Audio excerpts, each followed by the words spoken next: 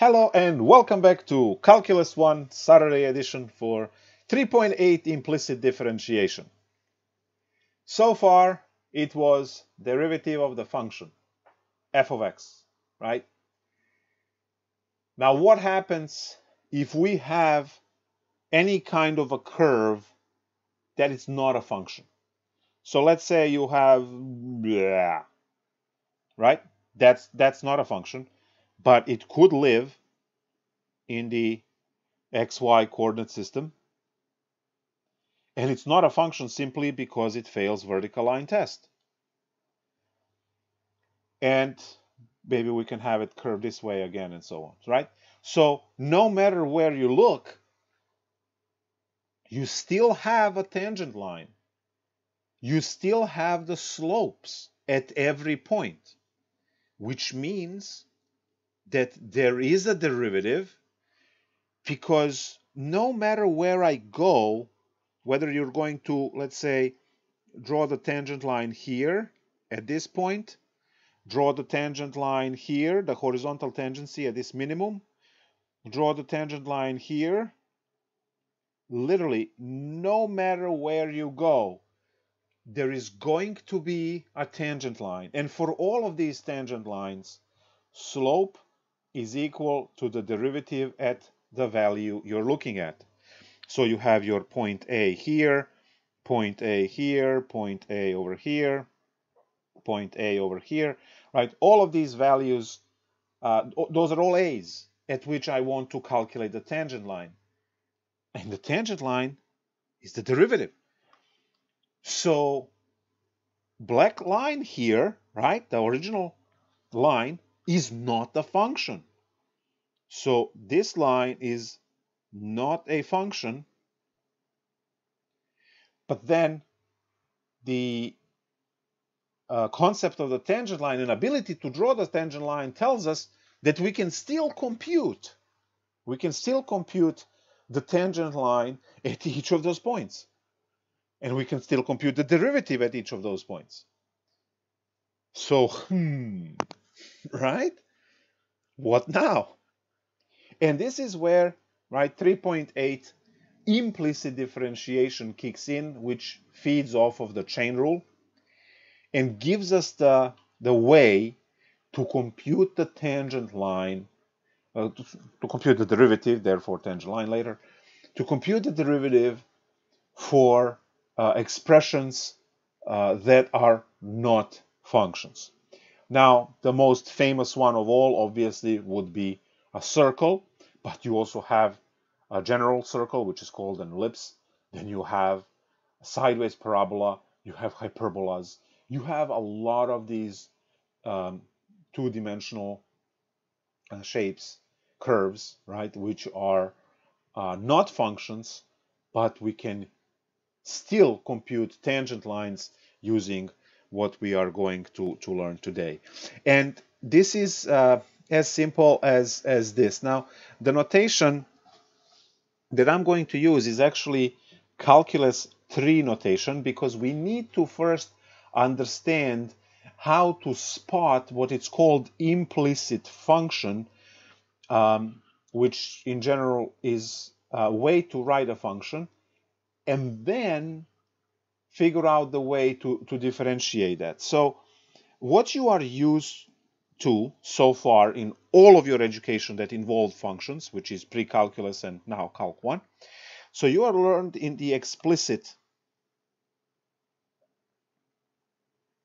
form of the function, which is y equals f of x, meaning y is alone on the left and all of the other mess is on the right-hand side.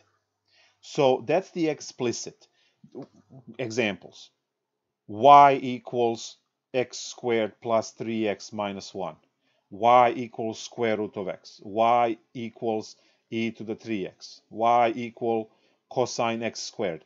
I don't care what you put. It's always y is alone on the left and the function, right, and now we're going to call that explicit, right, is going to be on the right.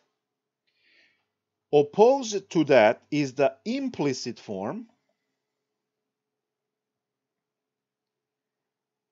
which we are going to use much more later, as I said, in Calculus 3, where you say function of x comma y equal to 0. Now, each one of these up there can be converted to this form. I can just say f of xy is equal to, and then I can have my x squared plus 3x minus 1 minus y equal to 0. So I technically put this y to the other side, and then I have it equal to 0.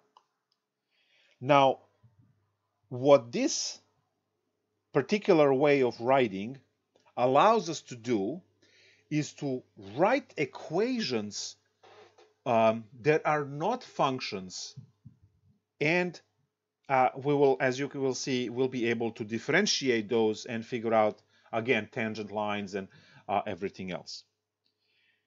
So that's the implicit form, where you do not actually separate x's and y's on separate sides. And you do, in many cases, you do not get to write, y in a single form, so it is y equal to everything else, because you could have y cubed, you could have, y cubed you can still deal with. You don't have, let's say, y squared. That would be the bad one. So your example of this would be the x squared plus y squared equals to 16, right? So this is a circle of radius 4. I can write it in the implicit form as x squared plus y squared minus 16 equals 0.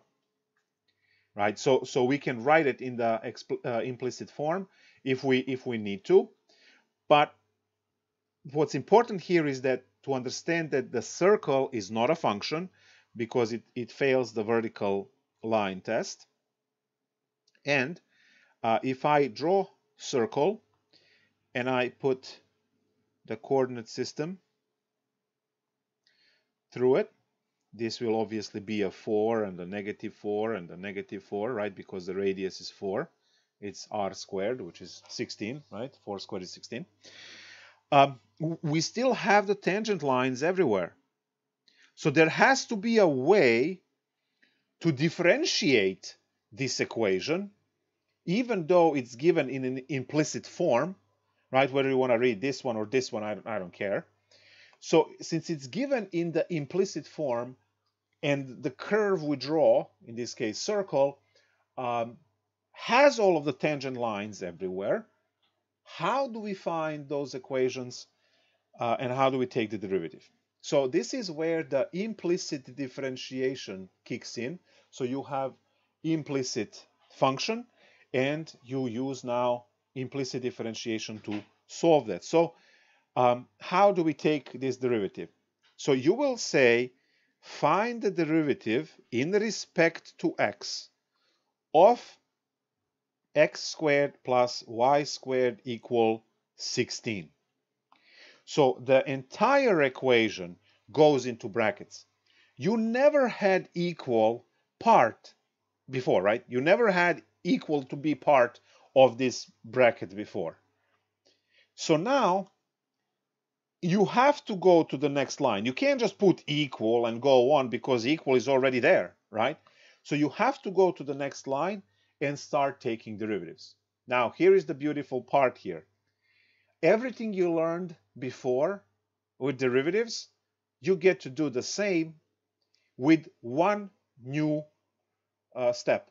And that is, anytime you take the derivative of the variable that is not matched, you have to follow with the chain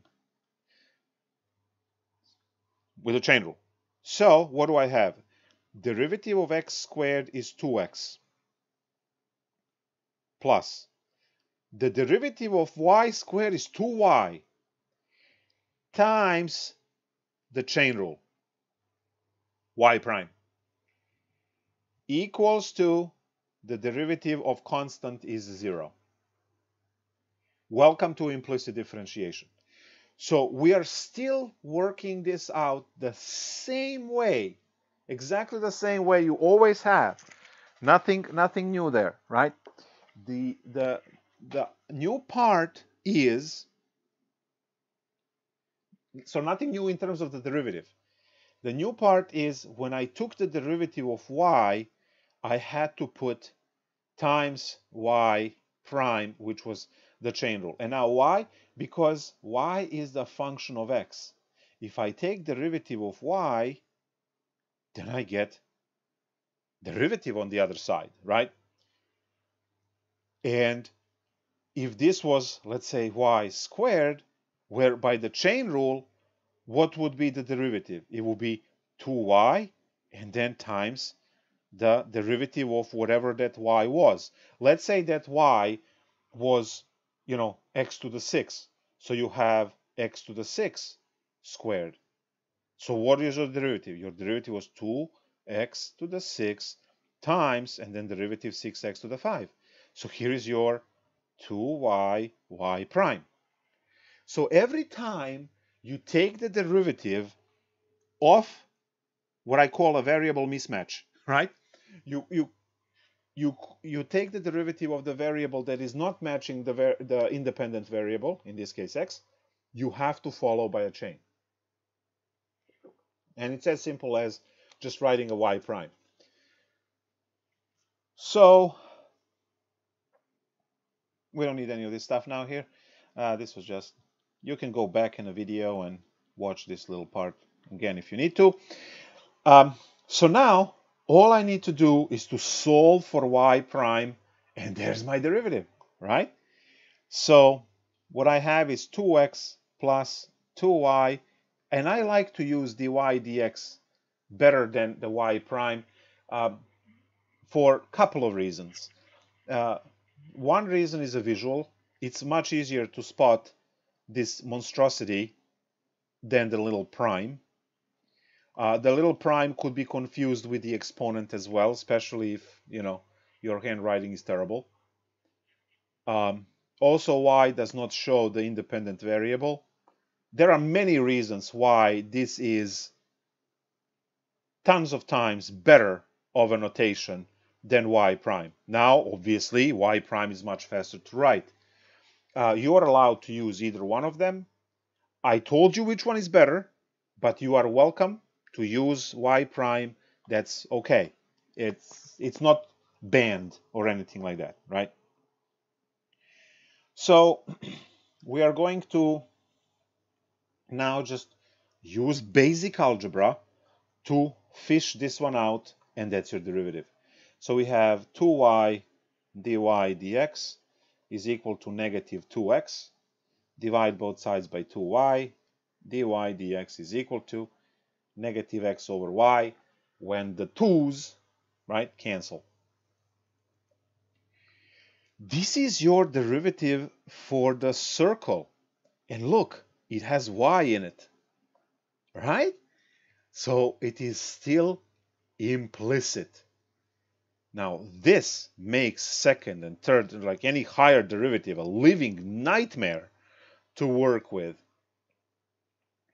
But at least the first derivative was not that bad. Now, we'll see later on examples, the higher derivative, and it's just absolutely disgusting. But in this case, right, for the first derivative at least, it's a walk in the park. So that's the only thing that it's new. When these guys don't match and you're taking the derivative, you follow with the chain. And whether you're going to use y prime or dy dx, I really don't care. I said what I had to say, and now you use whatever you want. Now, if the point is given, let's say point 1, 2, let's say the circle goes through point 1, 2, you can plug that in and you can compute the slope. Now, there are a couple of these points of interest where we are expecting slopes to be vertical or horizontal, which are very easy to check, given that my slope m, in this case, would be the derivative computed at x equals a y equal b, let's say, to values. So this vertical line means computed at, and these are the values you are computing at. So if you look at the circle and you look at this line right there, which goes through 4, you see a vertical tangency,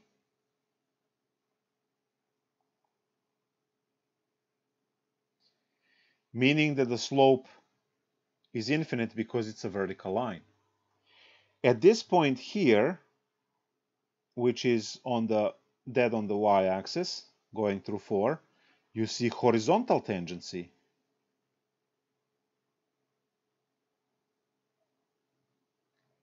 This is what you guys learned earlier. Anytime you have a minimum or a maximum of the function, the slope of the tangent line is 0, right? Because it is flat, right? It's a horizontal line. So the slope needs to be 0 for that one. Well, do we actually see that from the derivative of the circle? And the answer is hell yes, right? So for the vertical tangency over here, what do we have? You have a point 4, 0, right? That's your input point. And plug those values in to calculate the slope. What do you get? Negative 4 divided by 0. Here's your infinite slope. You're getting the vertical line. Vertical lines have infinite slope. Those of you who did not stop and thought about that in algebra, maybe this idea of the vertical, slope of infinity is freaking you out. But if you just think about the slopes for 2 seconds, it is clear as a day. If this is your slope m equals 0, and this is your slope m equals 1, which is y equal x line, and then your slope m equals to 2, and slope m equals to 3, what is going to be here? It's going to be m is infinity, right? Because you go 0, 1, 2, 3, 4, 5, 6, 7, right? And then keep counting. And yeah, it goes to infinity. The slopes start at 0 and go to infinity slope. The same way on the other side. What is the negative 1 slope is here, right? Oops. Negative 1. And then the slope of negative 2, and the slope of negative 3, and the negative 4. And it still goes to slope of the now negative infinity. And this is the first time where you get to see, oh, vertical line is positive infinity and negative infinity. Is that the same thing? How's the positive infinity, negative infinity? And I just say sign up for way more math classes to learn how you can project the negative infinity and positive infinity into the same point. So, yeah. Anyway, we are able to figure out the vertical slope, and we see that it's infinity, and we get vertical tangency. On the other end, if you use the same equation and you plug in 0, 4 point, your slope m is negative 0, absurd thing to write, but whatever. And here is your 0 slope for the top of the equation, right? So all of the concepts, again, as always in mathematics, they all click in, and you have the slopes, and you have the calculations, and you have the points, right? And all of it clicks together to give us something that all works out. All right, let's take more derivatives.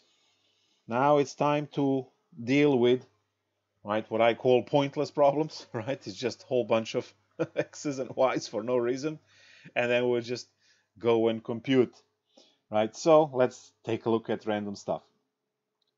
What is the derivative of 3y to the 4 plus 4x squared minus x plus cosine of y equal to 16? Why 16 again? Let's go with 13.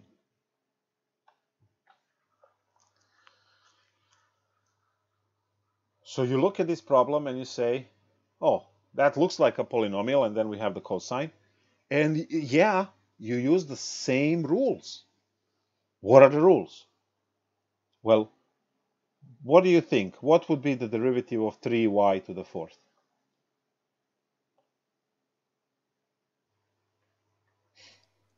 Twelve y to the third? Yes. And then times the chain rule. So every time you take the derivative of y in respect to x, you have to follow with chain rule. Good. Plus, and now we have two vanilla derivatives that we are used to, 8x minus 1, plus, and what is the derivative of cosine y? Negative sine y Keep talking. equals 0. Uh, Negative sine y times... That's the one. Yeah. Exactly. All right. There we go. Now we are happy campers over here. We have our, every time we take the derivative of y in respect to x, we follow with the chain. Now, all I need to do is fish out dy dx equals everything else, and we are done. And that's done by, factoring and basic algebra. So we factor out dy dx, and what's left in the parenthesis is 12y cubed minus sine x.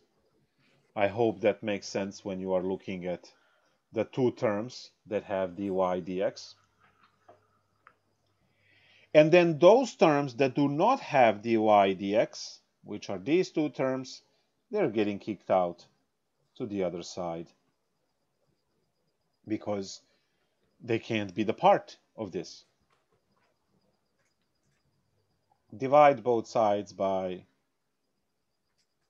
12y cubed minus sine x.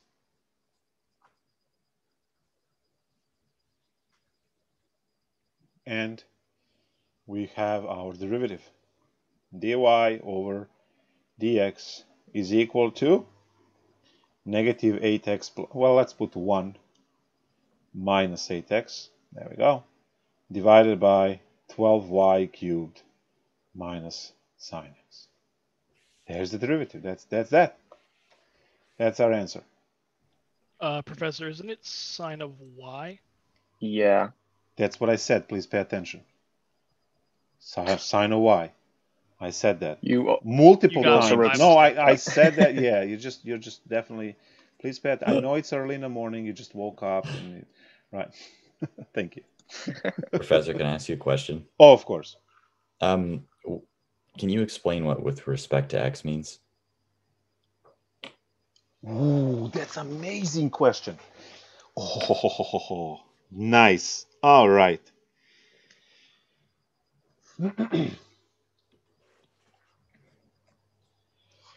Doesn't that have to do with, one's the independent variable, one's the dependent? That's excellent. Yes. So when we write y is a function of x, x is our independent variable, meaning that's the one that we measure and we compute y using x going into to give us a y. Now, on the graph, independent variable is the domain and the dependent variable y is the range. Now, when I am taking the derivative, I am measuring the change in respect to the input variable. Meaning, if I have some kind of a curve and I pick where the tangent line is, we can complete this triangle here, and this is my change in x, this is my change in y. When I say dy over dx, the y has changed for this positive amount here in respect to x going forward. The best thing to obviously use is time, because time, for our perception, right, time always goes forward. So the time elapses and then your distance is changed, your velocity is changed, right? If you push the gas pedal, it takes time to press the gas pedal. It takes time for the engine to accelerate, right? To change the speed to go up. Also, if you push the brake, it takes time for the car to decelerate, meaning to reduce the velocity, to change the speed from 60 to 0. Now, it takes much more time to change 60 to 0 than to change 20 to 0. So residential area is 25 and the highway is 65, because usually on the highway you do not have to brake that frequently, because in the neighborhood you have the kids running around and bicycles and a whole bunch of stuff can be on the road. So you need to stop more frequently. There are people backing out from their driveways and parallel parking and a whole bunch of stuff. The reason why is the 25, right? Because it takes time to stop the car. The train cannot stop. I mean, train cannot stop sometimes even a mile before you actually stop the train. So you being stuck on the intersection with a train, like the train tracks, yeah, you are not trying to fix the car or move the car or do something with the car, right? You are running, right? Because the train, there's no way they can stop. There's no way. No matter what the speed is, I mean, it's too heavy, right? It's way too heavy to stop quickly. So now when I say derivative in respect to time, means the change measured in respect to time. And that's why this notation dy dx or dx dt or dy dt is way superior to a measly y prime. Why do I say measly y prime? Because we don't know what the input variable is. I didn't say y of x or y of t, right? And this is better. This is way better than just writing y prime. But we need to know what is the variable that we are taking the derivative in respect to, because we are measuring the change in respect to that concept. I can measure the change in terms of the distance, but I can also measure the change in respect to time. Or I can measure that in respect to something else. There will be respect in calculus 3 arc length would be one way to measure these things. Now, the best exercise is to take the derivative of y equal ax squared plus bx plus c. This is your standard quadratic. And I write y prime is equal to 2ax plus b. Y prime is equal to x squared. Y prime is equal to x. And y prime is equal to 1. And all of these are valid derivatives. And probably most of you are going right now, what the hell, right? But see, the trick is that I never defined my variables. In your mind, because you took math courses for a long time, in your mind, x is a variable. But that's just because you discriminate. You're terrible people. That's why you all say, oh, x is my variable, and right? But no, can I have my a to be a variable? And I just say that's acceleration, right? I can. So when you are understanding the equation and you know what the variable is, that is when the proper notation kicks in. And that's why I claimed earlier that this notation here is garbage notation. You can't really do a lot good in calculus if you are not particularly, if you don't exactly understand what the variables represent and what is your independent, dependent variable and so on. So now if I redefine these values, everything will immediately become, I'm going to actually leave equal to y on top. I'll leave that. But now this one is dy dx. I took the derivative of y, which is the whole thing, in respect to x being the independent variable. Can anyone tell me what this one is?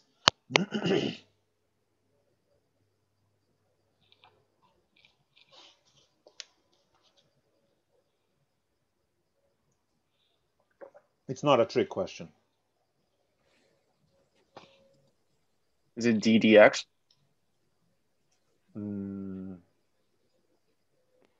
No. This one is dy dA.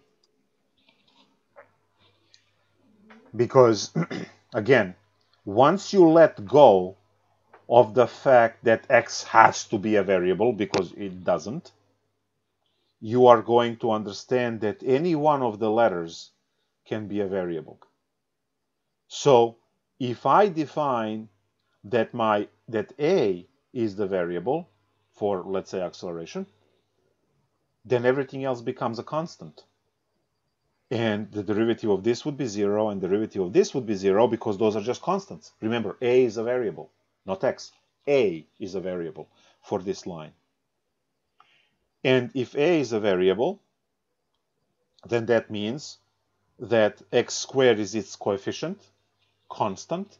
So you can rewrite this as y equals to x squared a plus bx plus c. And when you're taking your derivative in respect to a, derivative of a is 1. You copy the coefficient, derivative of a is 1, plus 0, and there is your x squared derivative. When we say derivative in respect to, and you put the variable, that becomes independent variable for the problem, the most important variable for the problem. So now this is your dy dB and dy dc, all different derivatives, and the derivative notation tells you what the main variable is, what the function dependent variable is, and all other letters immediately become constants. So in the first, constants are, or parameters are a, b, c. In this one, constants are x, b, c. In this one, constants are x, a, c. And in this one, constants are x, a, b. So those are the constants, because we define the main variable for the problem in the denominator. Something that you cannot see if you just have the y prime. You have no clue when you just write y prime what the main variable for the problem is, because it's not specified. Now, it's salvageable, because you could write y prime of a, and then it's x squared, because you know that your independent variable is a. So to sum this up, when you say take the derivative in respect to x, x becomes the variable, the independent variable, which is the variable we do the measurement in respect to. So that's the one that it's on the x-axis. And as we said, it could be time, it could be literally anything. And with this particular example over here, actually I just don't like the way it looks now. It has way too many of these things written down. So I'm just going to get rid of all of this and have it clean. You can go back in a video and go through all of this extra writing. Now you see me, I strike the line through these. I'm actually going to get rid of this y and just strike the line through these y's and just put the correct notation on the other side. Now, as I said, you can salvage this by writing y prime of x, y prime of a, but then again, you are not saving much in writing, because dy dx, dy da. So you kind of can't escape it, you know, to write these things. I hope that cleared it a little bit. what it means to say in respect to? The only other thing I could possibly add is algebra story on a slope, of what means to have a slope, because we do know that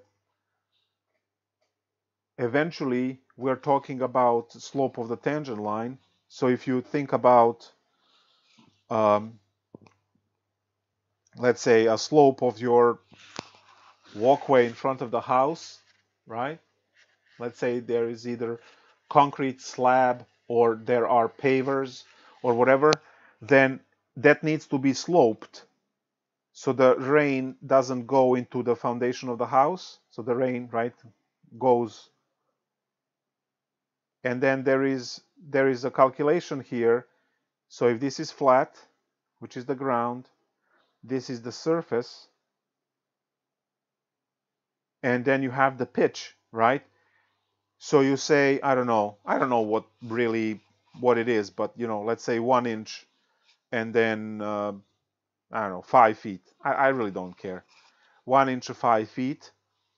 Then this is 1 inch change, vertical change, in respect to going 5 feet in x direction.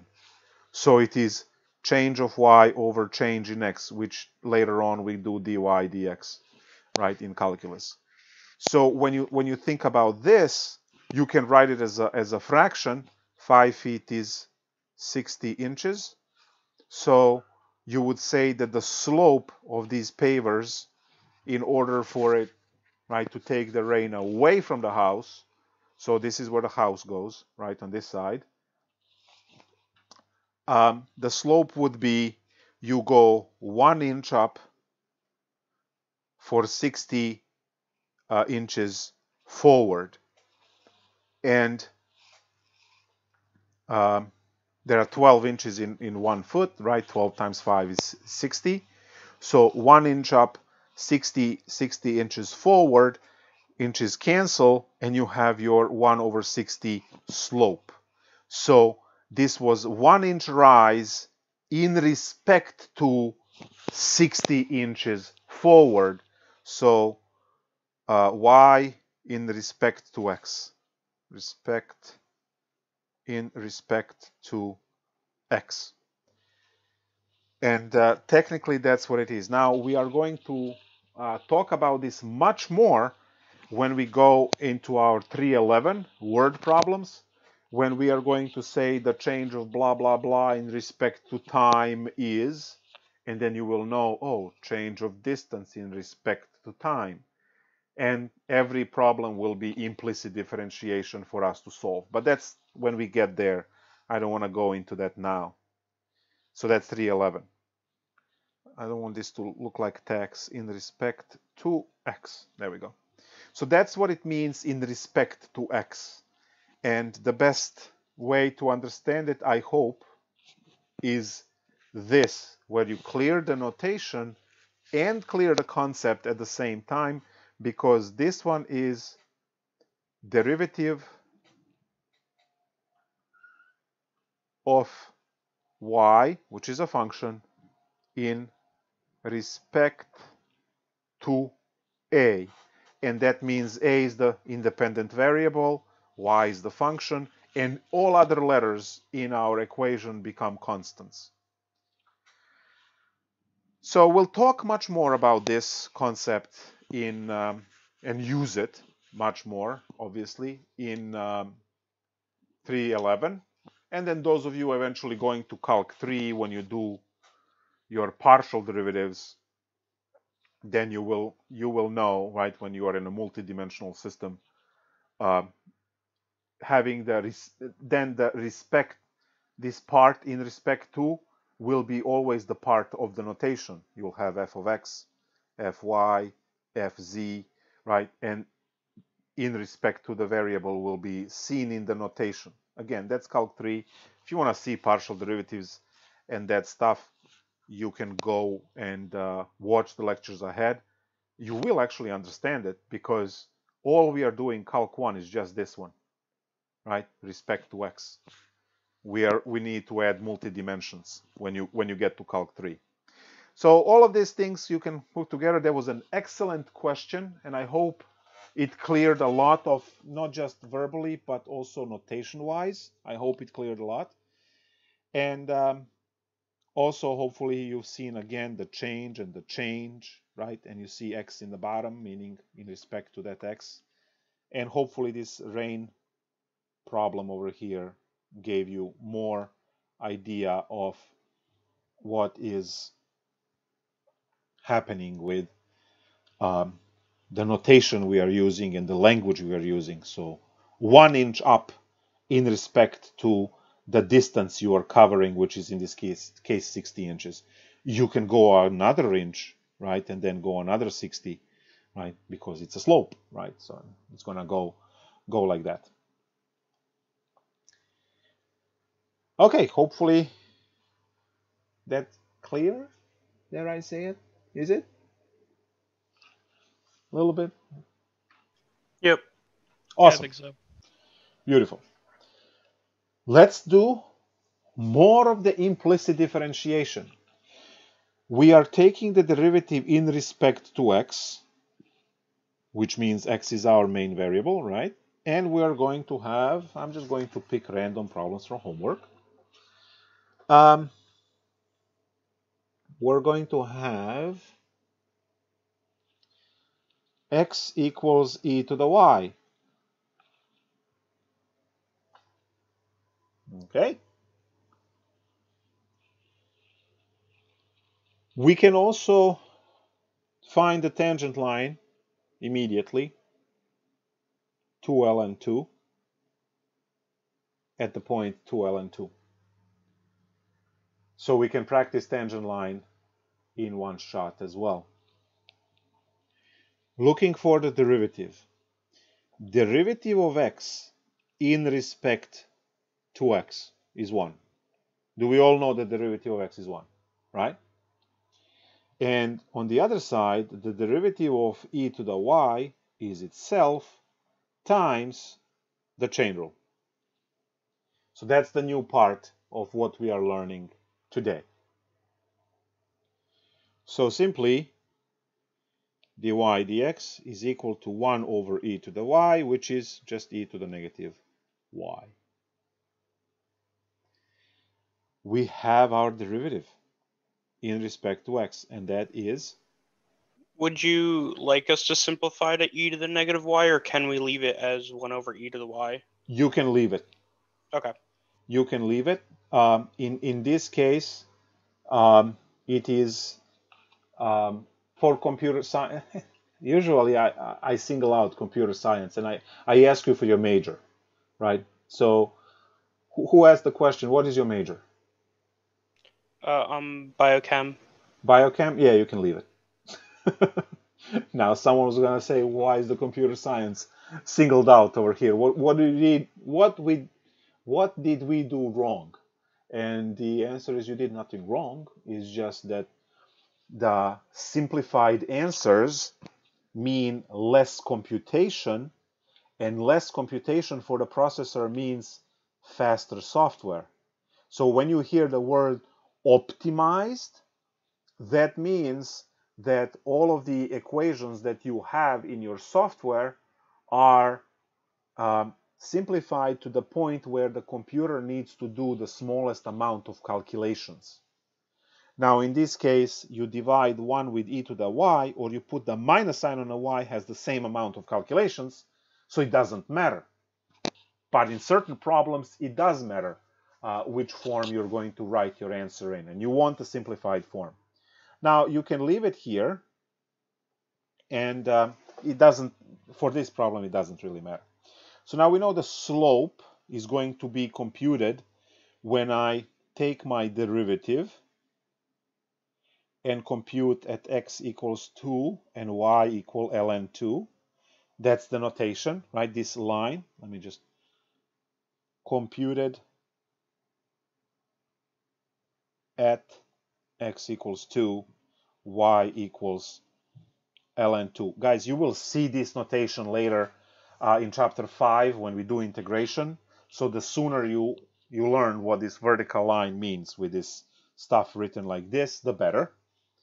The book doesn't use this. They will use it in a book in chapter 5, so whatever, learn it now.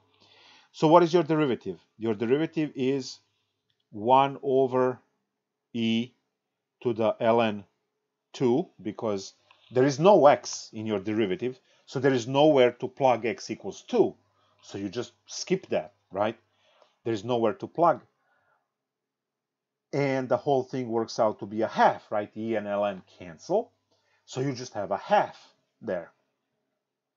So we have x equals 2, y equals ln 2, m equals 1/2, and all of that goes into y equal mx plus b for our equation of the tangent line. So ln 2 is equal to 1/2 times 2 plus b. b equals, this cancels to 1, ln 2 minus 1. So the tangent line at 2 ln 2 for this problem is y equals 1/2 x plus ln 2 minus 1. That's the tangent line. Someone might go, can I get the decimals for this and then combine this into a single decimal answer? The answer is yes. You are wasting time, but yes. Because no one cares, right? The decimal or not a decimal. It's all a constant. It's all a number. ln 2 is a number. You can punch that in the calculator, get the decimals if you care. We don't, but you can do it. It's okay.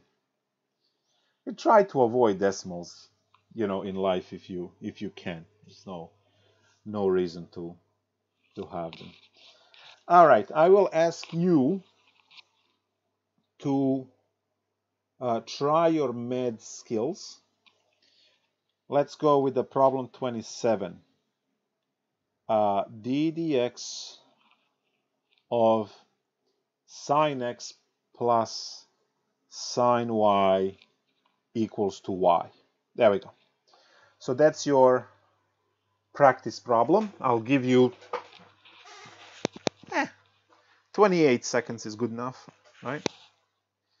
Let's see what you get.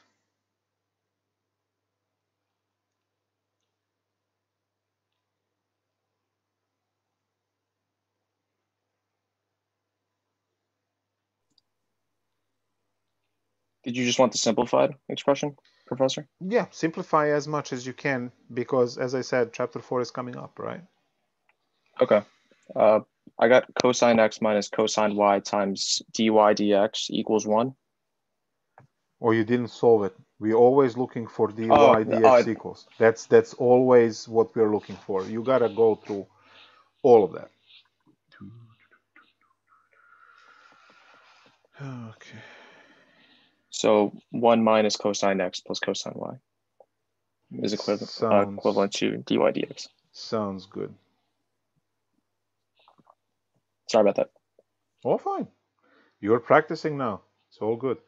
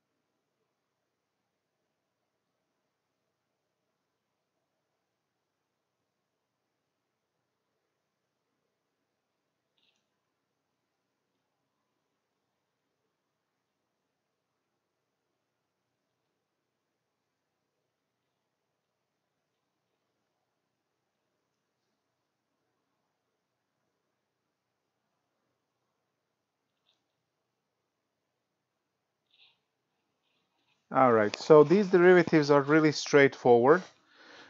Derivative of sine x is just cosine x. There is no change whatsoever in that.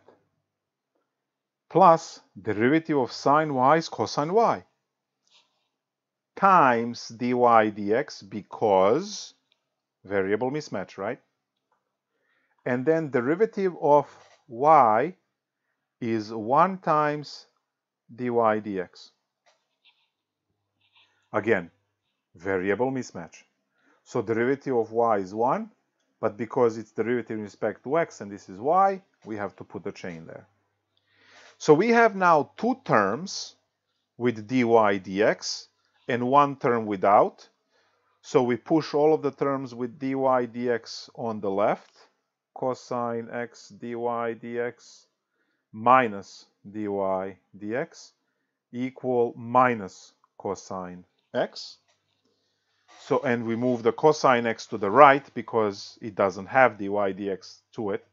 Now we factor dy dx, which gives us cosine x minus 1 equals minus cosine x. And then we just divide. Oh. What I was did going do? to say that doesn't look right. Oh, this is a cosine y. It's a cosine y. There we go. It's a cosine y. So this term is here. And then minus this term. And then the cosine x goes to the other side.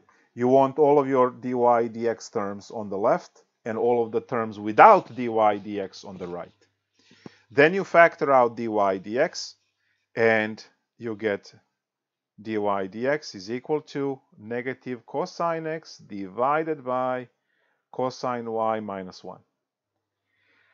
Now you can, again, computer science, pay attention.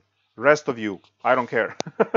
So you can make one calculation less if you deal with the negative, right? If you multiply top and bottom by -1 to simplify, dy dx is equal to cosine x 1 minus cosine y, because they just, right, this would be a negative, would be positive, and then you put 1 first. This is one calculation less. So this is way better answer than the previous, than the one on the top. Again, is it required on the calculus exam? No, it's not required on the calculus exam, but it's required in life because your software will work faster because you have less calculations. Your employment depends on it. No one cares about your calculus grade. It's completely irrelevant, right? But if you're not simplifying your functions and you're making compute more than it's necessary, more than a bare minimum, anyone else who writes the same code with a simplified answer has a faster, more optimized code, and that person is getting employment and job and money, and you are out looking for another job because you are not simply as good of a programmer as the one. You have the same code, it's just your mathematical function you are using is slower because it has more computation in it for the computer. And over, a million calculations, it adds up. So you're not going to notice it on a joke like that. But when this needs to be done a million times, obviously the other simplified, right, will do it faster. So it's a life skill, not calculus thing. So couldn't have that been avoided if we just pushed our like terms to the right instead of pushing cosine x to the right, the equation? But yeah. I'm assuming that would be same. Yeah, you're right. Mm-hmm. Okay. You're 100% correct. Yes. You can do that.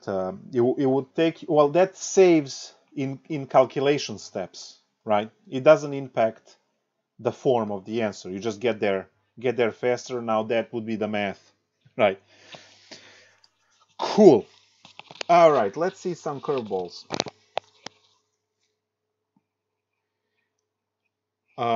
Let's start with these problems that everyone gets wrong immediately, right? You have been warned.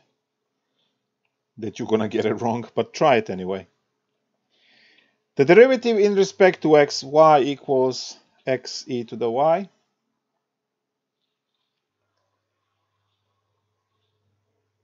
Let's see if you can spot what's happening here.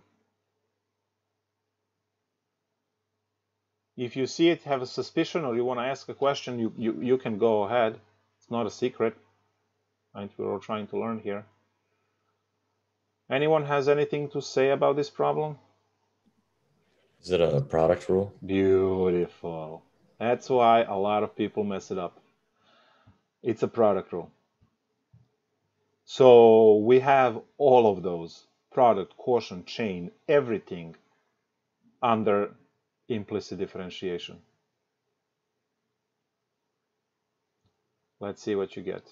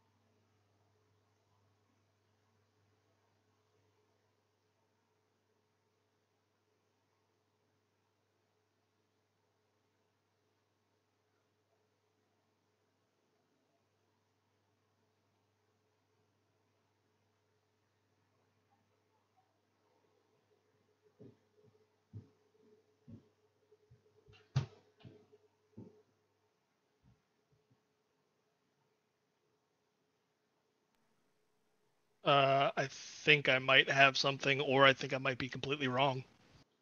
Well, it's definitely one of those two. there is no in between, right? You're either right or wrong. This is the math.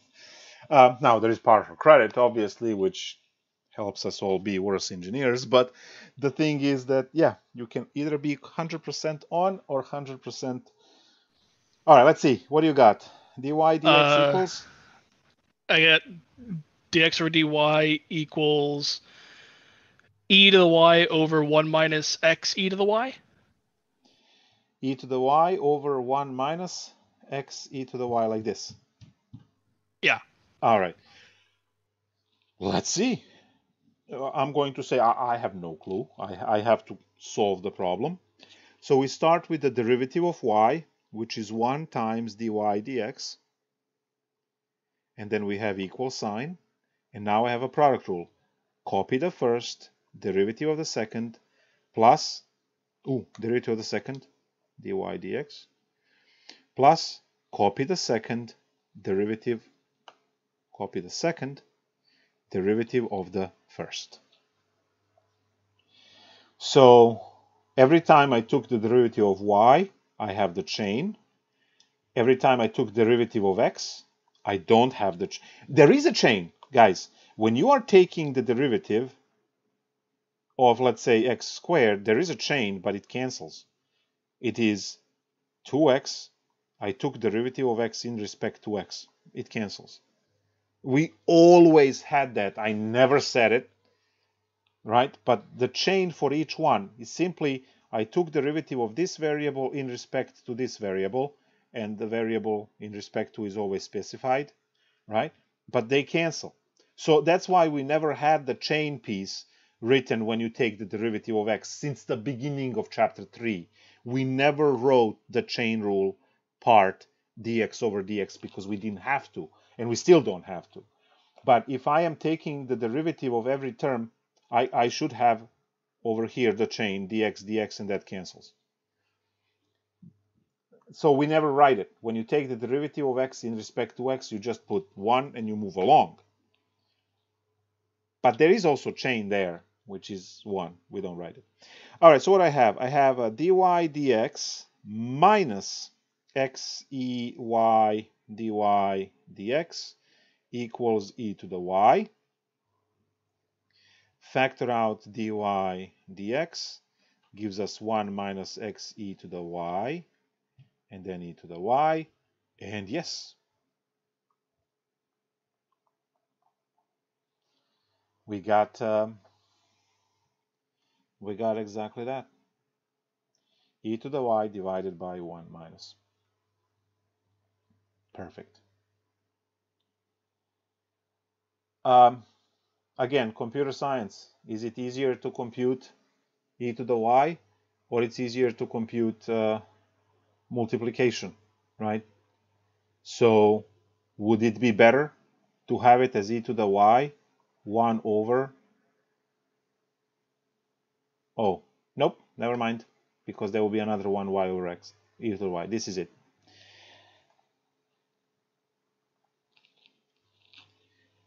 Well, that was really good. That was really, really good. Let's scout for another problem.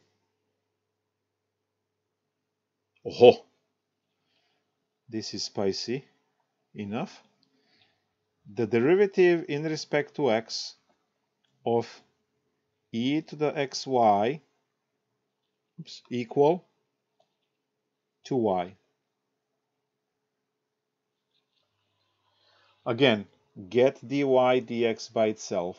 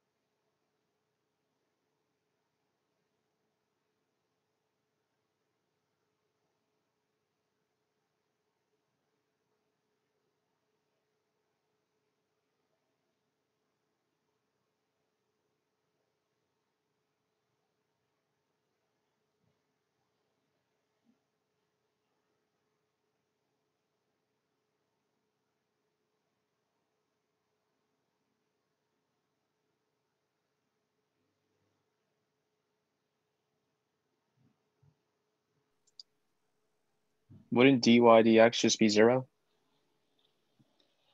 I have no clue, but that's possible. I mean, I don't know. Dy dx be, actually, it can't, right? Because dy dx being 0 is only when you have horizontal line, because that's the only time in all of mathematics where the change is 0, right? You're technically saying, when you say dy dx equals 0, you are saying that y is constant, right? And this doesn't look like a constant, right? It looks like some kind of curve. So I would have to disagree with this answer just because calculus analysis, right, kicks in. Gotcha. I would put anything other than 0 right over here, anything. But try again, that's fine.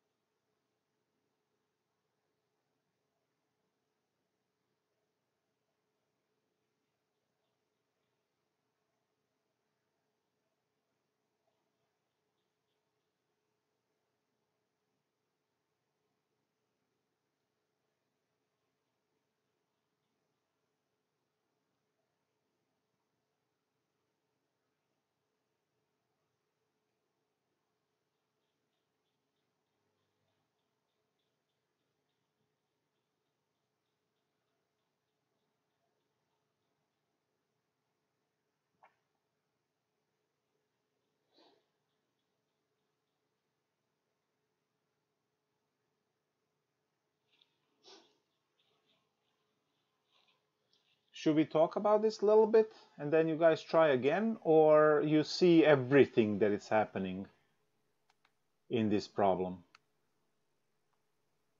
I'm still trying to work through it, so I I have could. no idea why I keep getting 0.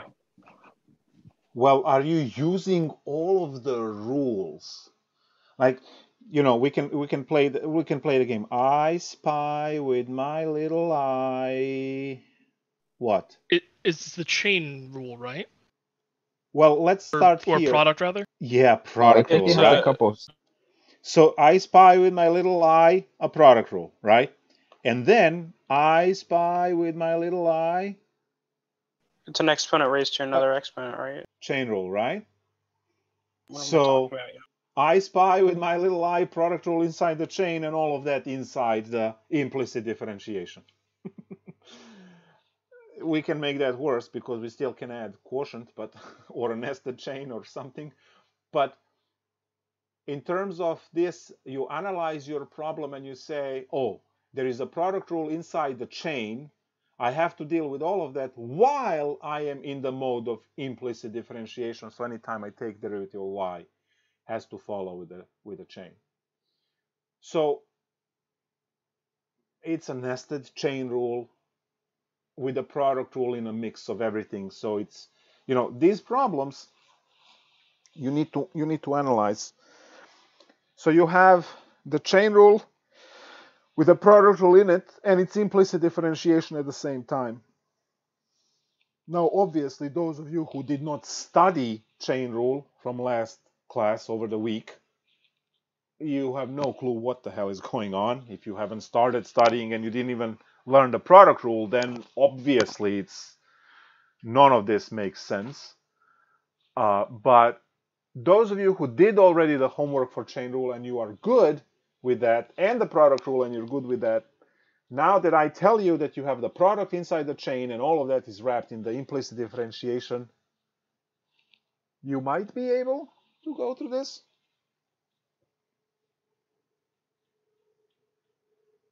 Give you a few more minutes.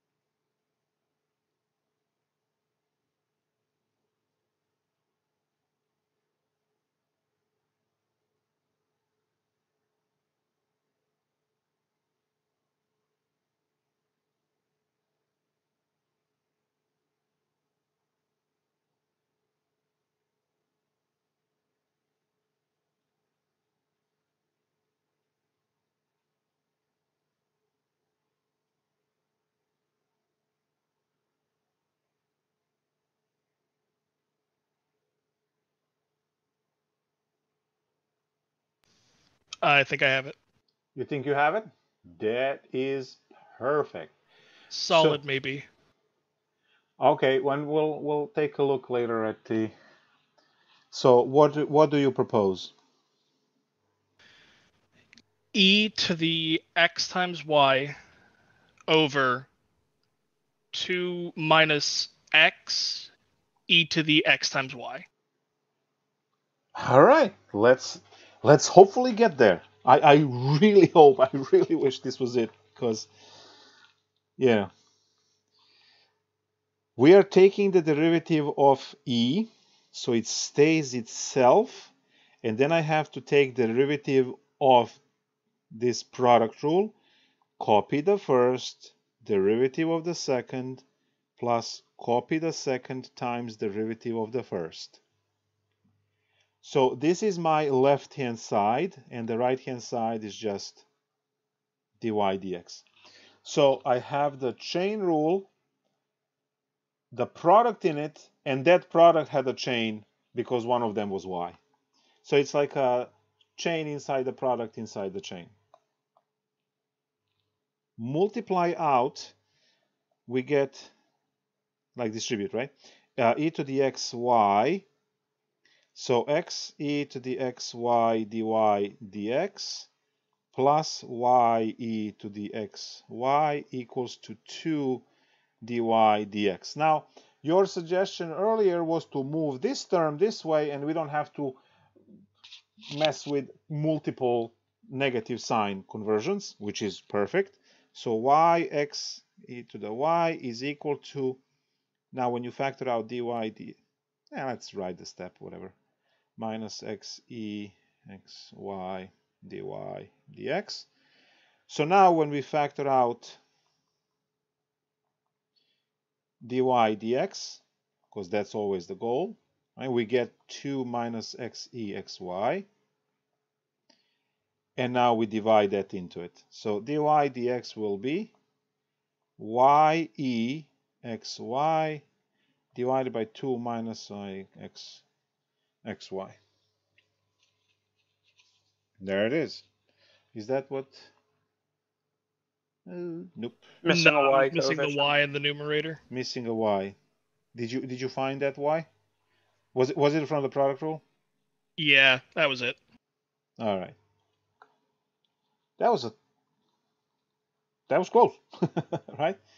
But it was a product rule. It was a product rule. The only thing that it's left is the second derivative, and then to just realize what horrors higher derivatives than the second and third would bring to the table. And we're going to start with, we can do something simple as, let's say, 54 x to the fourth plus y to the fourth equals 64. And we're looking for second derivative.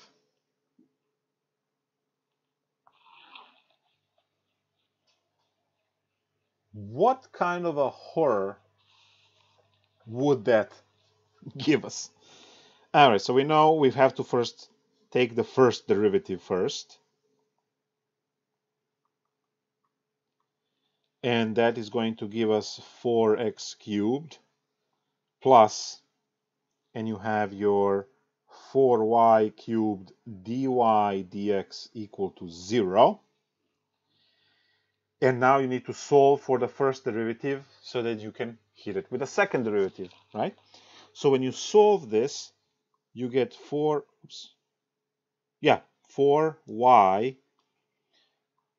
cubed dy dx equals negative 4x cubed.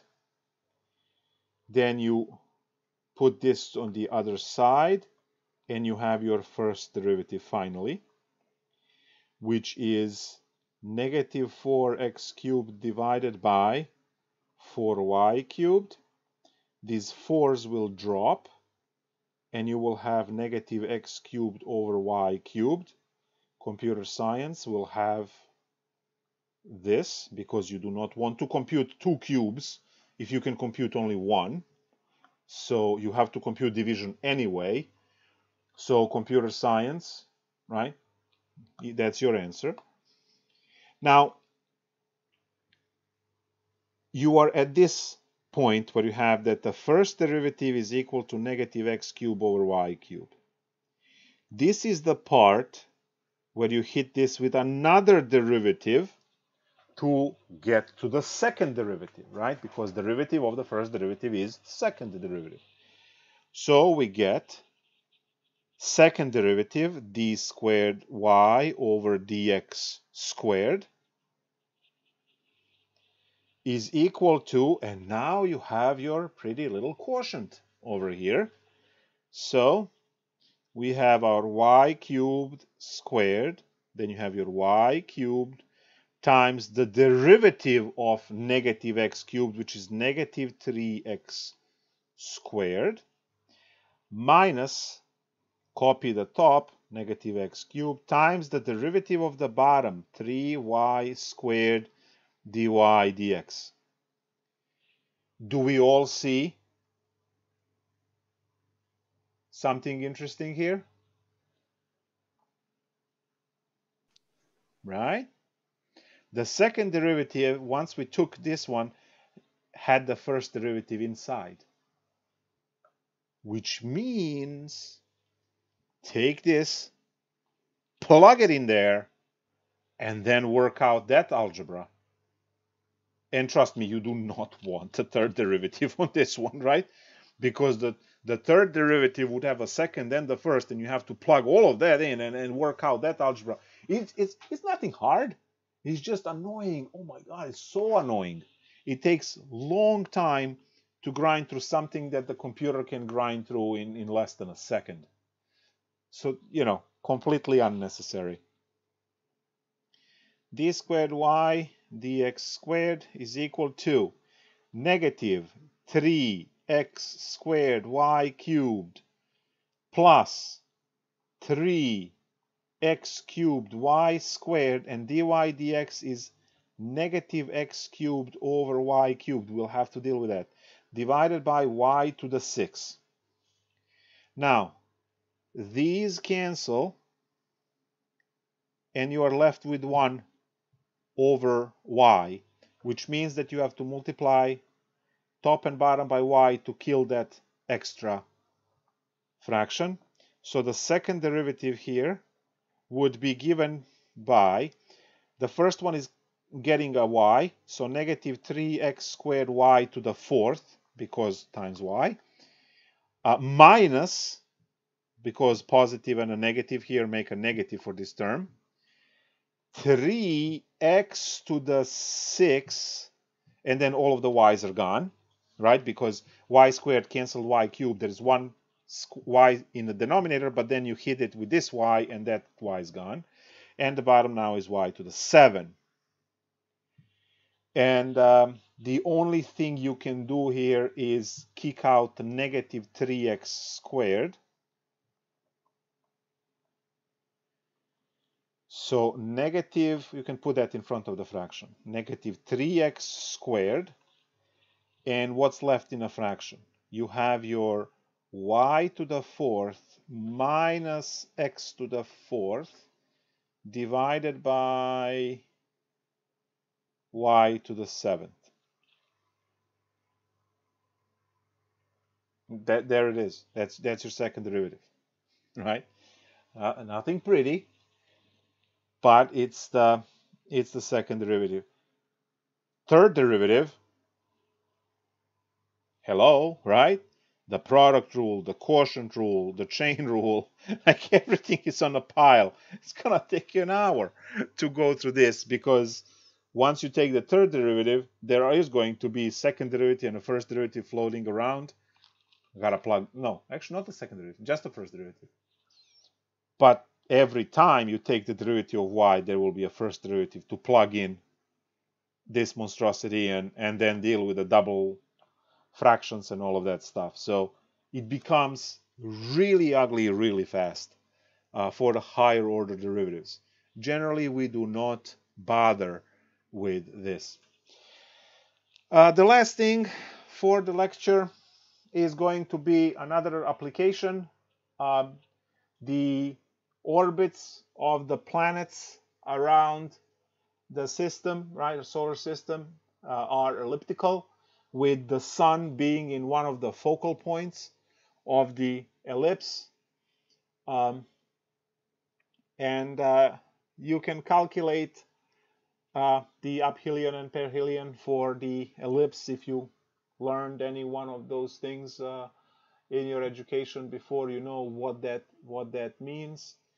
And then you have the equation of the ellipse to be right for the orbit of Earth around the sun, and that equation is going to have the form of the equation of the ellipse.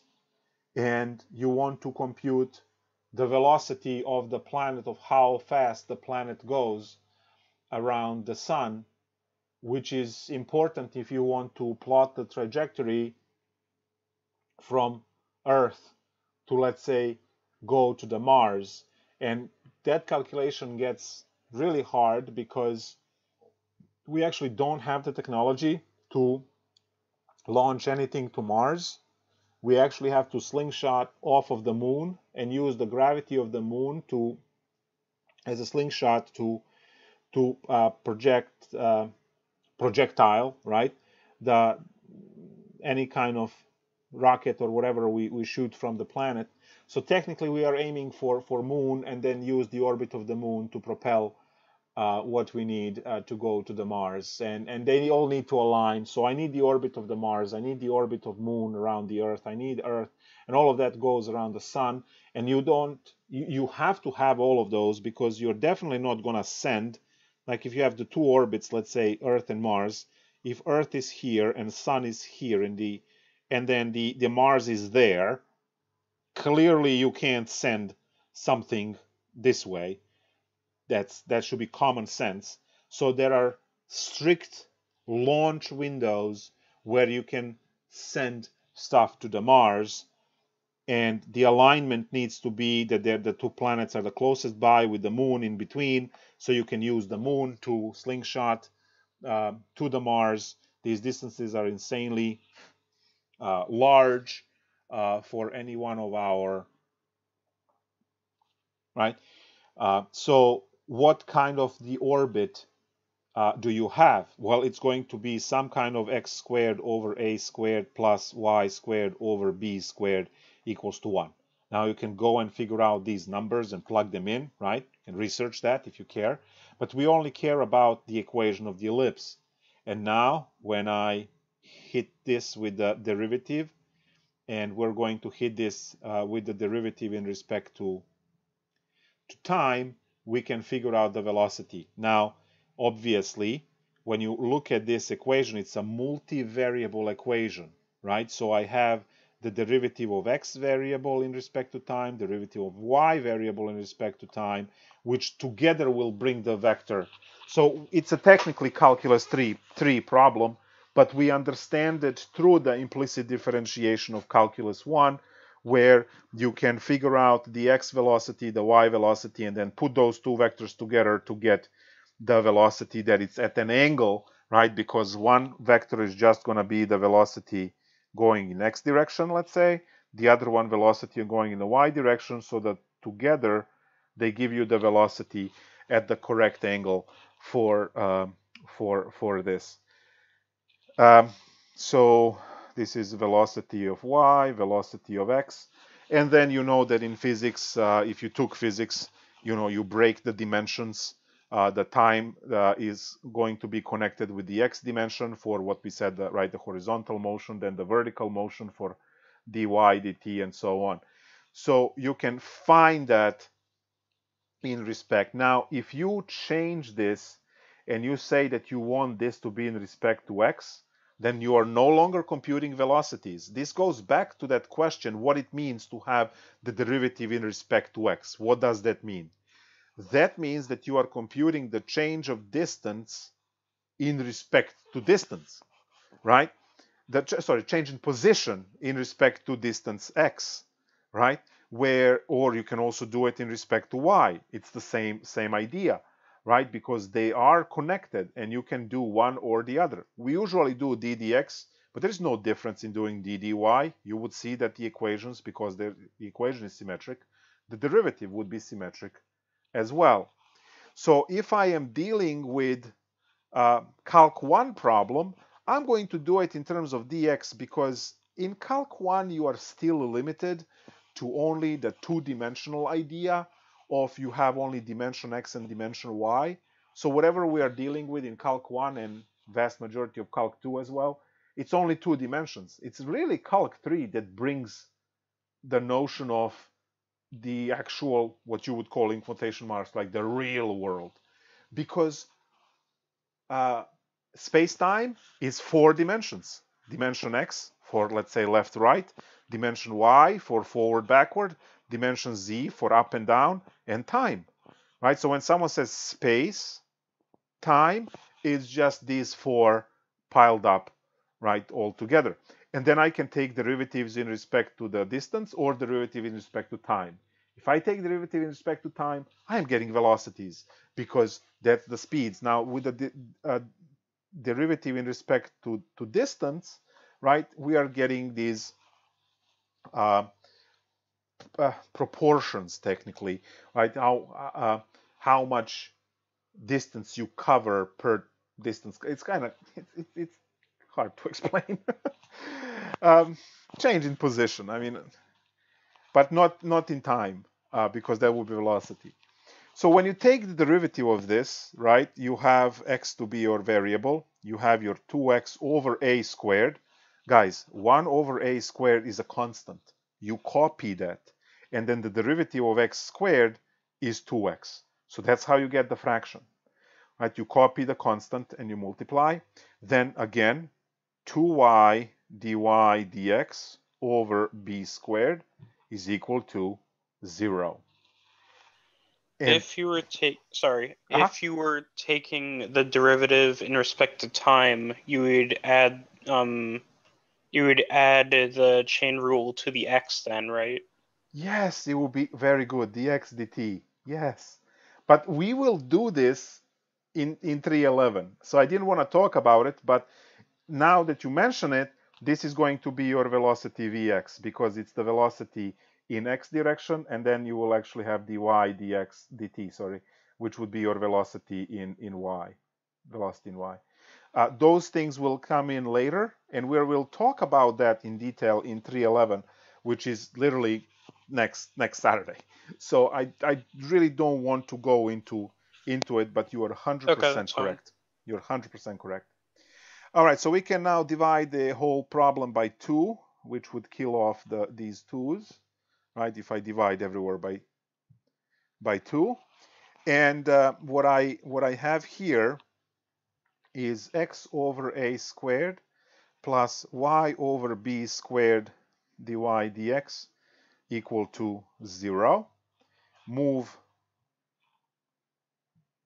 there we go, dx equal to negative x over a squared. And now when you divide by or multiply, it's better when you have a fraction to multiply by the flip. There we go. You get your derivative dy dx is equal to negative b squared x over a squared y. Now, remember how I said that the ellipse is the general case of a circle, meaning that the circle is a special case of ellipse? Remember, the ellipse looks like this, circle looks like that. The radius for the circle this way and that way is the same. So a equals r and b equals r. Over here, a and b, two different radii. When they are the same, ellipse becomes a circle. So circle is just a special case for ellipse.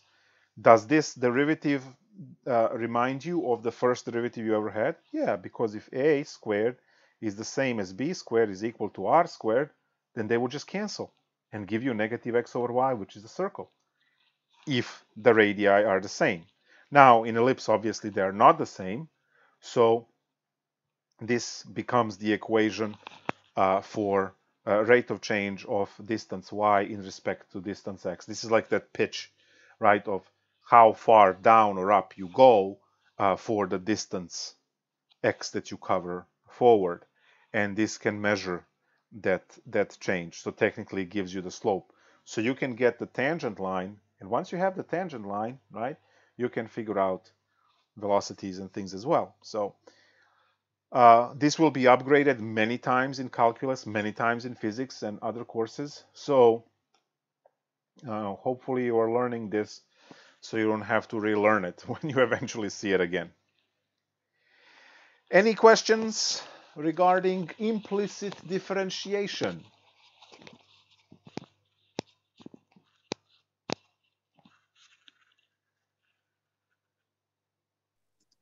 Professor? Yes.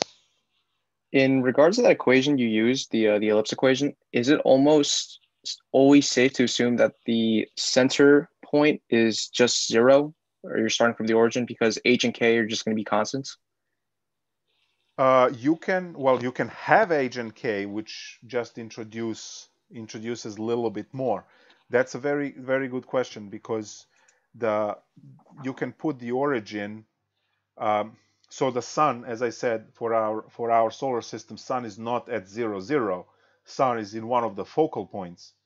Now, focal points can be used to draw the ellipse.